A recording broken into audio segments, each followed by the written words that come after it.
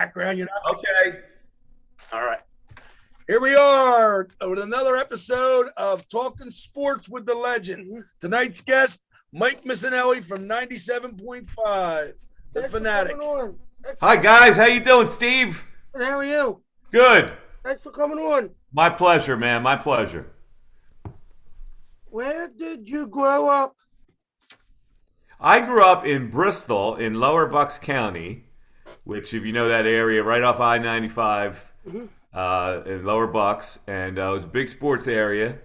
So, yeah, that's how I grew up playing sports and watching sports just like everybody else. Where did you go to high school? I went to Bristol High School. It's a small school right in the middle of town. It has 1,000 students from grades 7 to 12, but we had some pretty good sports programs. So it was a good town to grow up in, and it was fun. Did you play sports for Bristol's high I school did. team? I played three sports at Bristol High, and also a sport in college. We had a really good basketball team. We played for the state championship. We lost the state championship game my senior year, but then I wound up gravitating more to baseball, and I played baseball at the college level. What was the third sport? I played football early on, and I ran track. Wow, four sports. Yeah, I was. That's all we did in Bristol. One sport led into another. That's great. Who was your biggest rival in high school? The biggest rival for Bristol High School was a school called Holy Ghost Prep, and here's why they were biggest rival, because they were the snooty private school, and we were the little public school. So those guys used to wear blue sport coats and ties to school, and we were the schleppers. So we had a big rivalry that way, especially in basketball. They recruited their players from all over, and we just had our town players. So that was a big rival for us, Holy Ghost Prep. And then there was Ben Salem, and then we played Pennsbury and the Chamonix, all those bigger schools. We were a small school, and we held our own against those bigger schools. We would beat them in basketball regularly, not in football, but in basketball.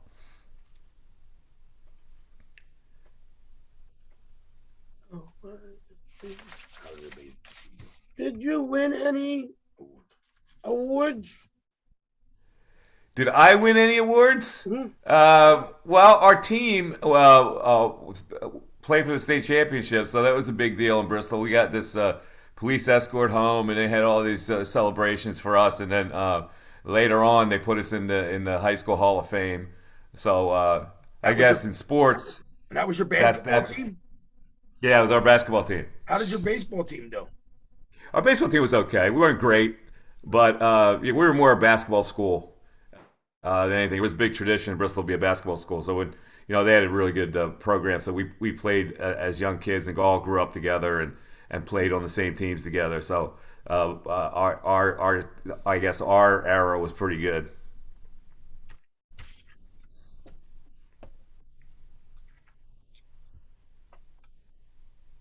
Where did you go to college? I went to Penn State, and that was a pretty fun experience, and played baseball there. It was cold there to play baseball. I wish I would have gone down south where it was nice and warm, and maybe I wouldn't have been a sports talk host. I would have been a pro baseball player. But no, it was fun. It was fun to play baseball at Penn State. What was your major? I was a journalism major, so I got out of college and I got a job at a newspaper, and that's how I started out my whole career in newspapers. And wound up going to Philadelphia Inquirer, and then moved into TV and radio later on in my career. Did you always want to be a sports writer? I didn't know what I wanted to be, Steve. I thought, when I got out of college, I was a journalism major. I was a good writer, and I read a lot, and I knew sports because I played. So I thought that I would be in sports journalism that would give me an advantage. And so I guess I took the proper path. What was the best? What was the best gate that you ever covered? The best event that I ever covered. I covered a lot of Final Fours. I covered Super Bowls. My dog's barking, so excuse me there. You hear my dog in the background. Ferocious. Yeah, I covered almost everything in sports, football, World Series, all the big events. So yeah, I got a chance to travel around and cover all those events. When I was at the Inquirer, because obviously we're covering events. When you're in radio, you stop traveling. So, but the newspaper days were fun. We traveled a lot and covered a lot of interesting events. I covered six Final Fours, and some legendary games. The most legendary game that stood out was when Larry Brown was coaching Kansas, and they beat Oklahoma. I forget what year that was, but it was like a major upset. And Larry Brown was the coach, and then years later he turns out to be the Sixers coach. Yeah, that was unbelievable run. That was with they got a guy Kansas had a guy named Danny Manning. Danny Manning. Yep, it was Yeah, Danny and the Miracles, they called him. he was unbelievable, and that they went on a run that they unbelievable, man. Yep. And Larry Brown made his big name there, boy. And Yeah, he did. And then he left. He left right after that year. every job after that, Steve, he did 2 years, 3 years, and then gone. 2 years, 3 years, Yep. gone. Yep. Wow. He's a funny man, that guy. How many different jobs did you have before doing the Fanatic?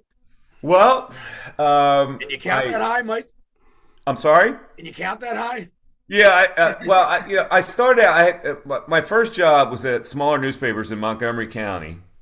They're called Montgomery newspapers, and they had two dailies and a lot of weeklies, and it was a great experience. And I wound up. I said to myself, if I didn't get to the Philadelphia Inquirer within 5 years, I would go to law school. So 5 years passed, and I and I didn't get the job at the Inquirer. And I applied to law school and got accepted at the law school. And then the Inquirer, ironically, 3 weeks later, after I got accepted to law school, offered me a job.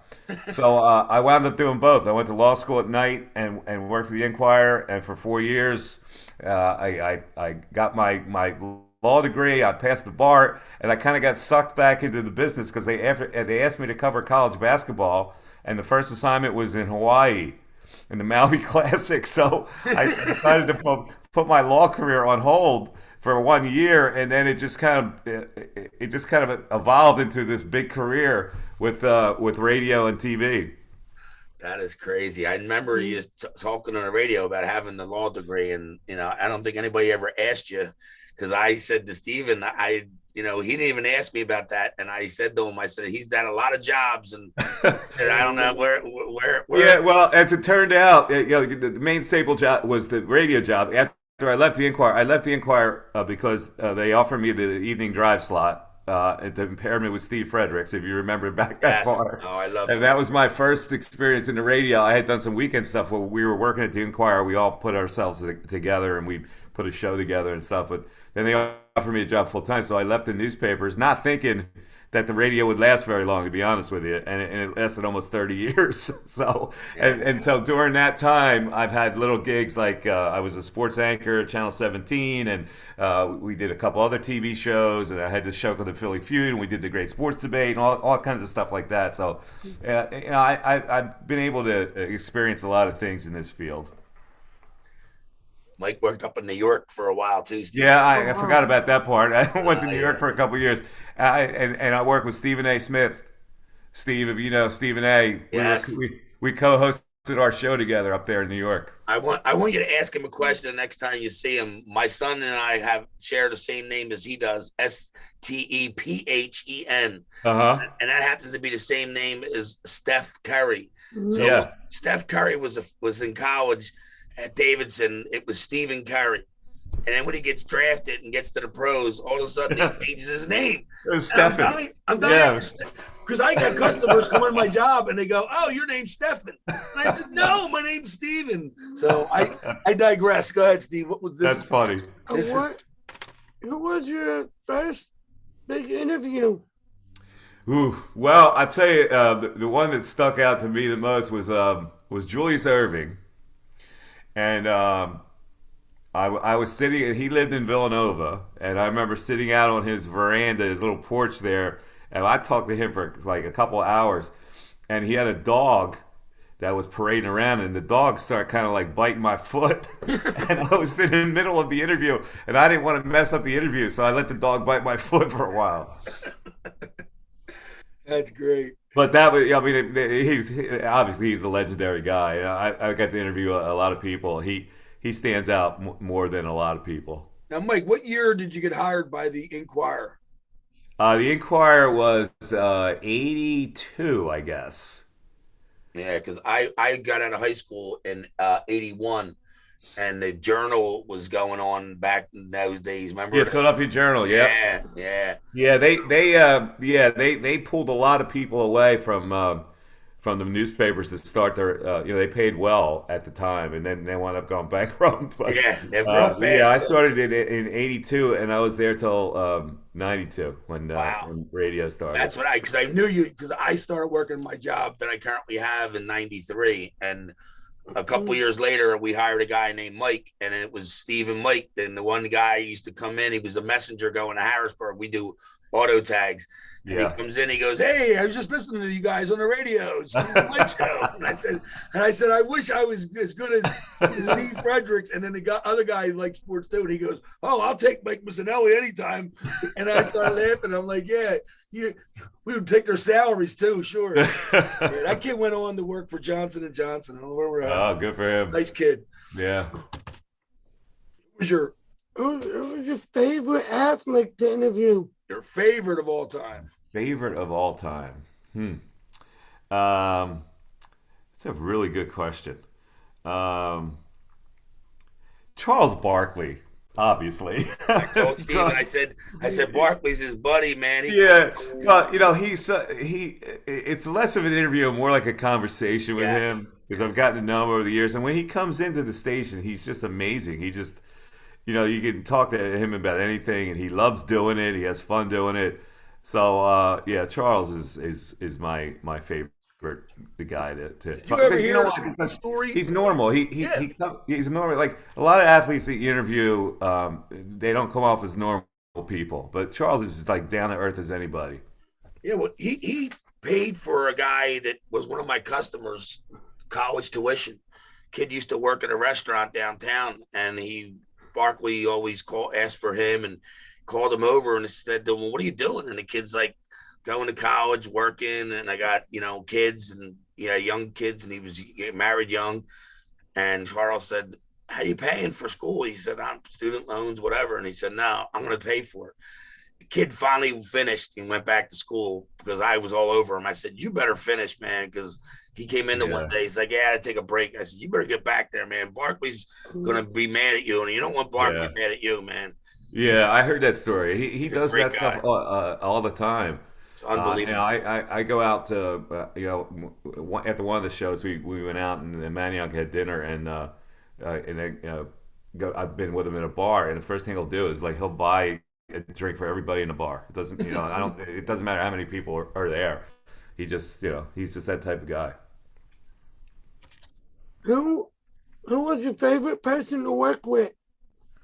Well, Steve Fredericks was my favorite person to work with because he broke me into the industry. I didn't really know that much about radio. I was a writer, and I had to learn a lot of little things about radio, and he was like Mr. Radio. So he was my mentor, and unfortunately he passed away. I really miss him, but he had so much wisdom, and he had lived he lived a hard life. He had some things had gone wrong in his life, but he always rebounded and.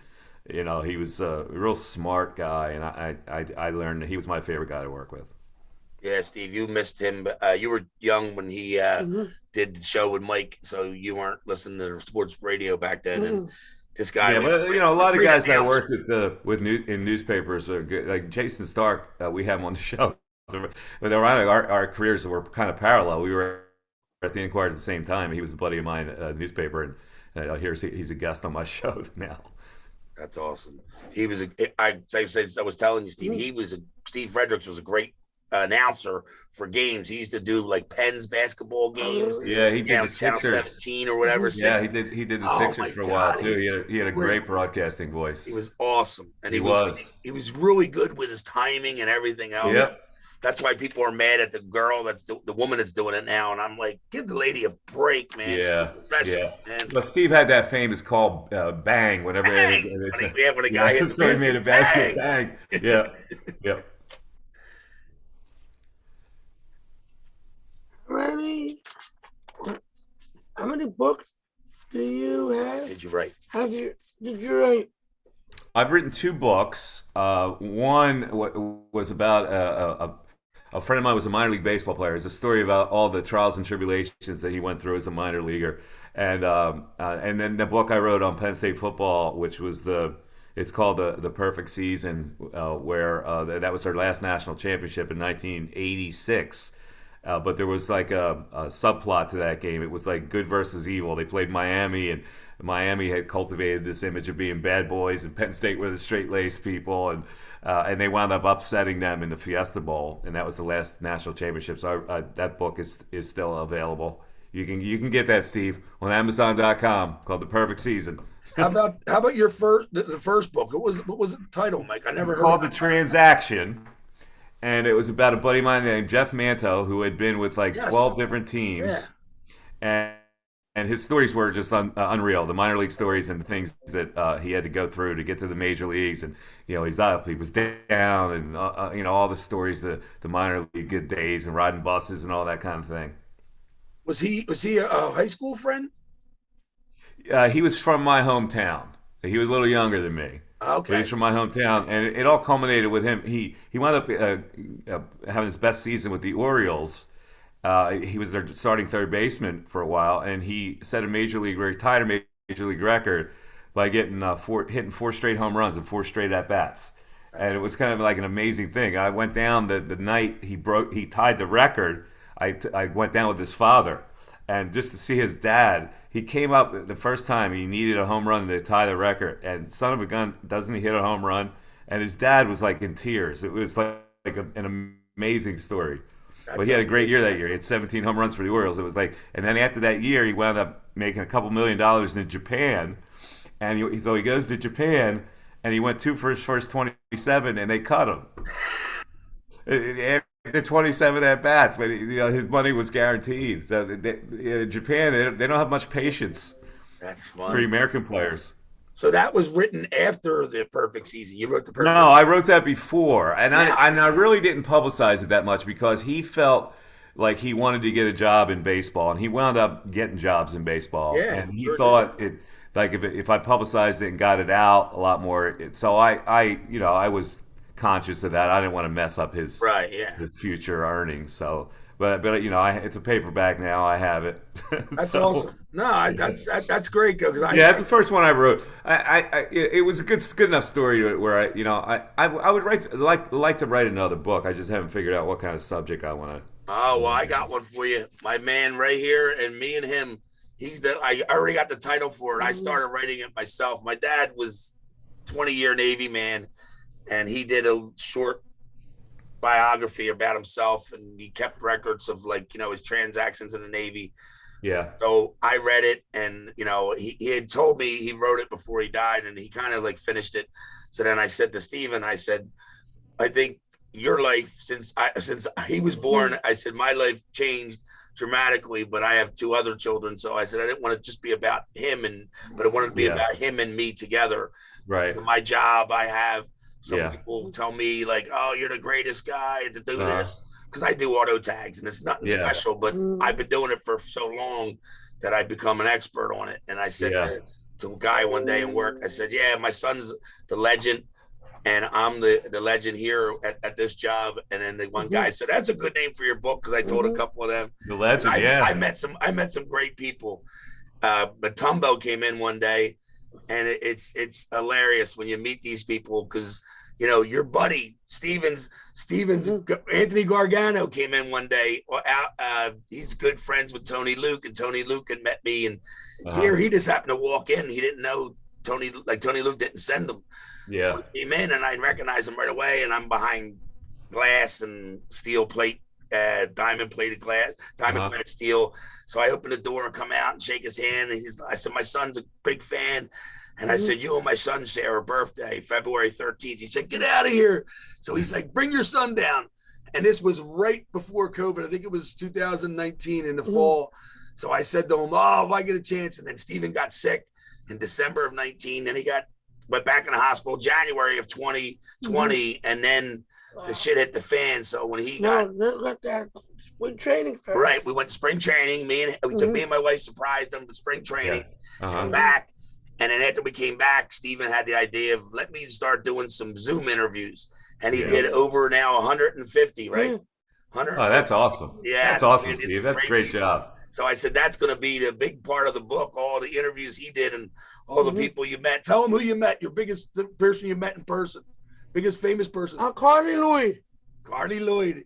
Really? Yeah. Carly Lloyd. Wow, that's big time. Yeah, and she's most famous soccer player ever. And she actually, tell them what you did with your friend, your girl. Well, I coach Holy Family's women's team, and one of the girls couldn't play all 4 years.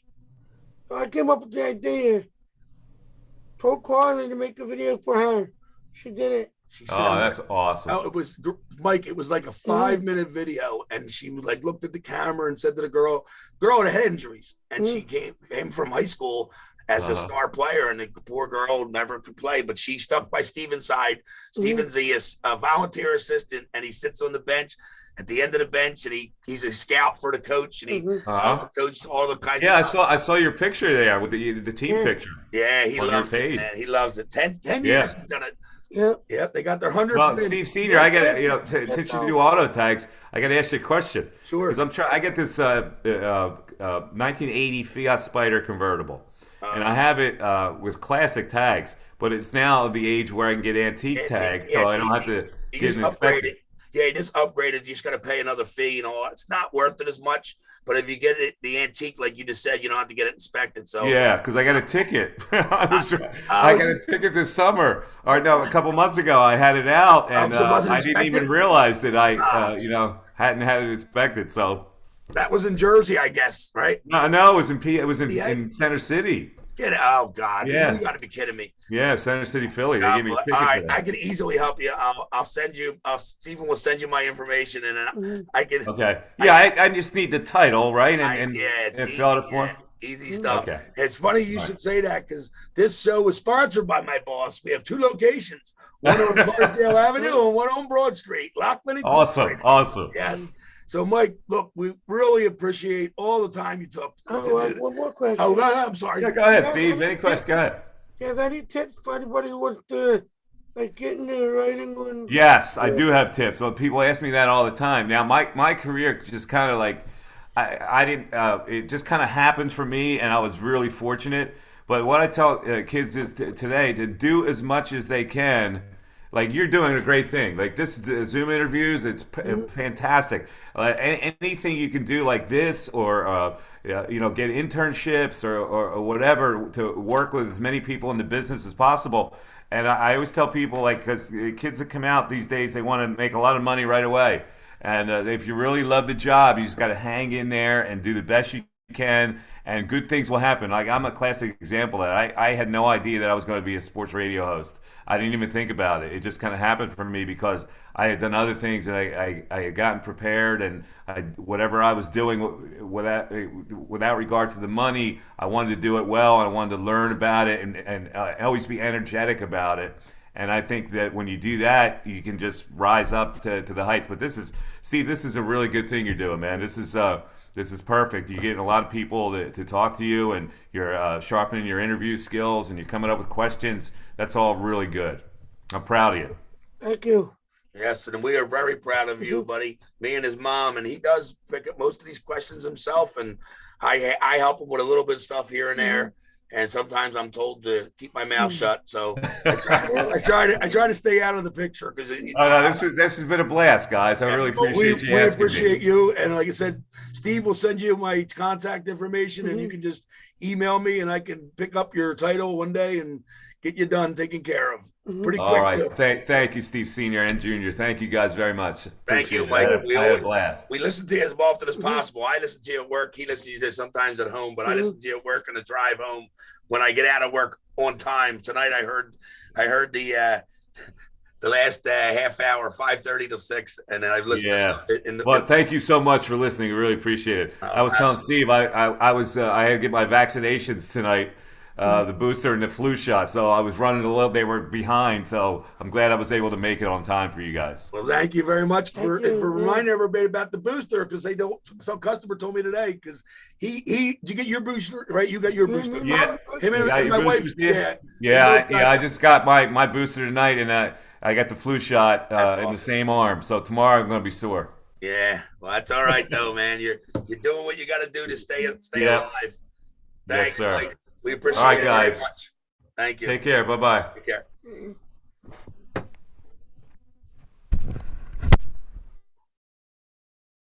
Steve, you got to do something about that mouse, man.